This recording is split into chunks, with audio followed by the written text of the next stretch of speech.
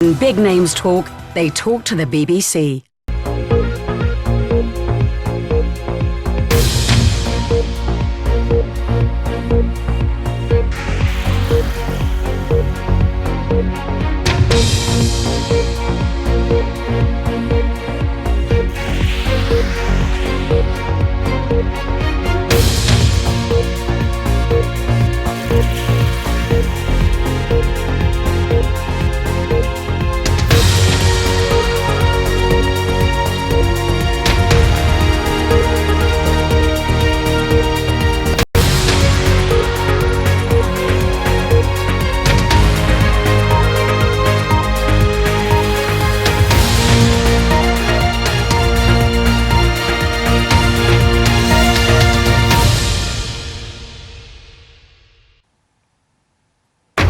This is BBC News. Welcome if you're watching here in the UK or around the world. I'm Maryam.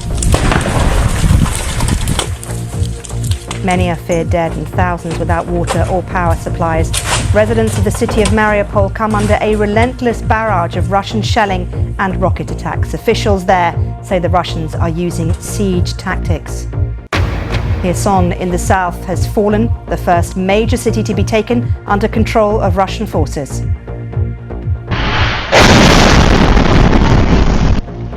Explosions in the residential streets of northern Ukraine, but President Zelensky says the invaders will not win.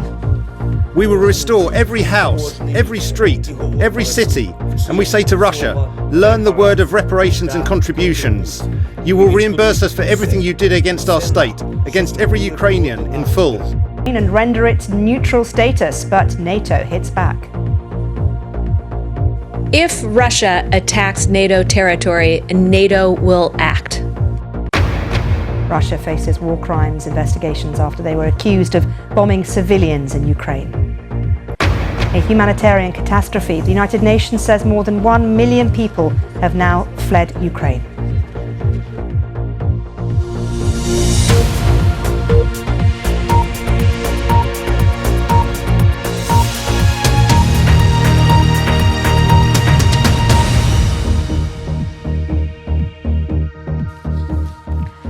Hello and welcome. It's done against the state.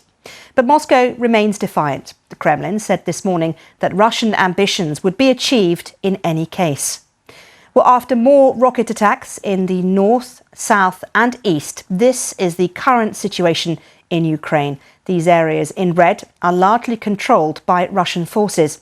Kiev remains under Ukrainian control, but the port of Kherson has now been taken by the Russians.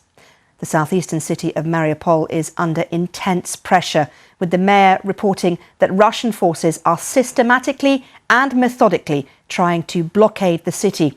People trapped there have no running water and no power, and after a night of shelling, hundreds are feared dead. Well, there were major blasts in Kiev overnight.